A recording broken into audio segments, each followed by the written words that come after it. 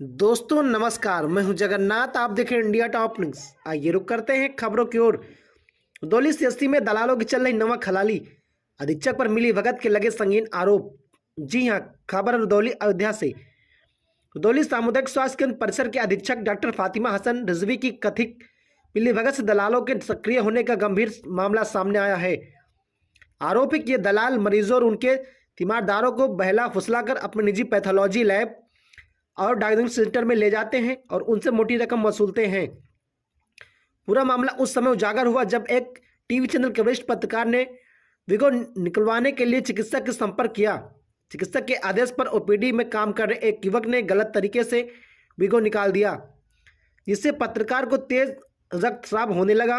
जांच में सामने आया कि विगो निकालने वाला युवक अस्पताल का अधिकृत स्टाफ नहीं था।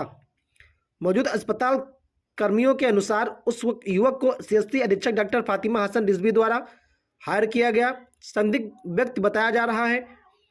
स्टाफ का यह भी कहना कि यह अधीक्षक मैडम के लिए कमीशन का काम देखता है।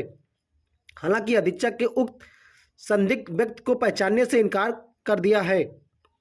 इतना ही नहीं, एक अन्य व्यक्ति को भी अस्पताल परिसर में संदिग्ध गतिविधियों में संलिप्त देखा गया, लेकिन उसे भी अधीक्षक द्वारा पहचानने से इनकार कर दिया गया। मामले पर सीएमओ डॉक्टर सुशील कुमार बनिहाल ने स्पष्ट कहा है कि यदि प्राइवेट व्यक्तियों से इस प्रकार रुदौली सीएससी में कार्य कराया जा रहा है तो यह पूरी तरीके से गलत है। दोषियों के खिलाफ कठोर कार्रवाई की जाएगी। उन्होंने पूरे प्रकरण की जांच कर कार्रवाई का आश्वासन दिया है। इस घटना को लेकर स्थानीय पत्रकारों में भारी आक्रोश व्याप्त है। पत्रकारों ने सीएससी परिसर में लगे सीसीटीवी कैमरों की जाँच कर दोषियों के खिलाफ सख्त कार्रवाई की मांग की है। गैर मतलब के यह पूरा मामला उसी समय का है जब सुजानगंज पीसीएस में एएम प्रकरण को लेकर CMO doctor Sushil Kumar Banihal Rudauli CSC में जांच पड़ताल के लिए मौजूद थे। लगातार सामने आ रहे इन मामलों ने रुदौली सीएससी की कार्यप्रणाली पर गंभीर सवाल खड़े कर दिए हैं। हमेशा लेते हैं।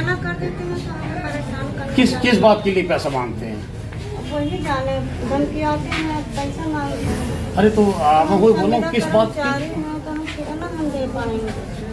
क्या बात कह के क्या धमकी दे के पैसा मांगते हैं? तुम्हारा नहीं दोगे तुम्हारा ट्रांसफर करा देंगे और तुम्हें नौकरी से हटवा देंगे। अच्छा। और तुम्हारी सैलरी रखवा देंगे, यही धमकी रहती है। अभी तक आप कितना पैसा दे चुके हैं इनको? लाख से ऊपर हो गया, 3 साल से हम दे रहे हैं, ज्यादा ही हो कितना? 1 लाख से ऊपर। हाँ। कितना देती हैं एक बार में? जैसे आपको बताते हैं धमकी आते हैं तो कितना देती हैं? कितना देते हो जब पैसा देते हो? जो हिसाब से रहता है हमारे पास, हम वही हिसाब से देते हैं। किस हिसाब से? जैसे कितना देते हो लगभग? कभी 1500, कभी 2000, कभी 3000, कभी 5000, ऐसे रहता है। अच्छा, एक बात बताओ, जब तुम काम करती हो तो पैसे क्यों देती हो?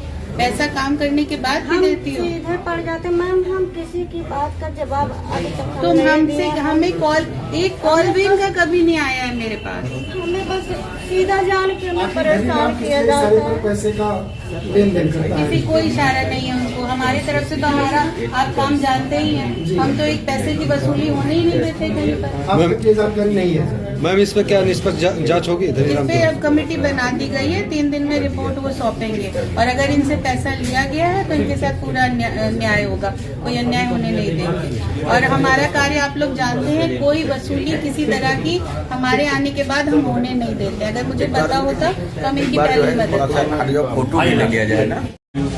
फिर उसके बाद में आज मैं सलाह लेने आ गए तो मैं सिर दर्द तो तुम्हें आयरन चढ़ाने को भी नहीं मैम, हम आयरन चढ़ाने के लिए नहीं गए थे। वो मैम बोले कि बगल ये पेशेंट को लिखे थे कि आयरन जाकर करवा दो।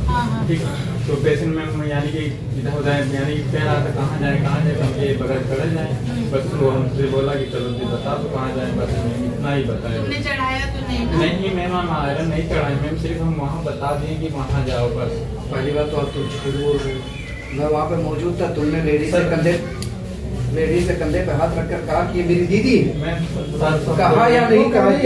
मैम भड़क जाएगा मैम, सब कोई कहेगा कि ये आने की सिस्टर बताइए।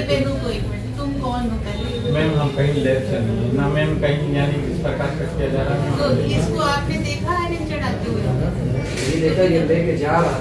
मैम हम आयरन तो नहीं बताने चढ़ाए। के लिए जा रहा है ना? मैम हम बता एक मिनट, आप तो क्या शिकायत इसकी करें? ऐसे ही लोग मरीजों को ले जाके तो कहाँ ये तो हम जहाँ नहीं रह रहे थे अब फिर बताइए ये क्या बताएंगे जब तो तुम किसको लेके जा रहे थे? मैम हम कहीं घूमने जा रहे थे। ये कह रहे हैं ये झूठ नहीं बोलेंगे सच ना बोलेंगे। मैम ये नहीं झूठ बोलेंगे ना मैम झूठ बोलेंगे। मैम ने पेशेंट से जैसे मैम आपने बोला इनको कि ये जाइए आयरन चढ़ा लो ये कई बार आपसे पूछते हैं तो अगर हमको पता है मैम हम कई बार आए कि हम दवा लेंगे तो भी मैम अगर पता है कि यहाँ आयरन जैसे उधर बगल कोई रजिस्टर हो रहा है अगर पता हो गया देखिए ये बाहर के आदमी है ये आयरन नहीं चढ़ा सकते ऊपर पेशेंट मैम नहीं हम ले आयरन नहीं सकते चढ़ाए आपकी बात से सहमत हूं।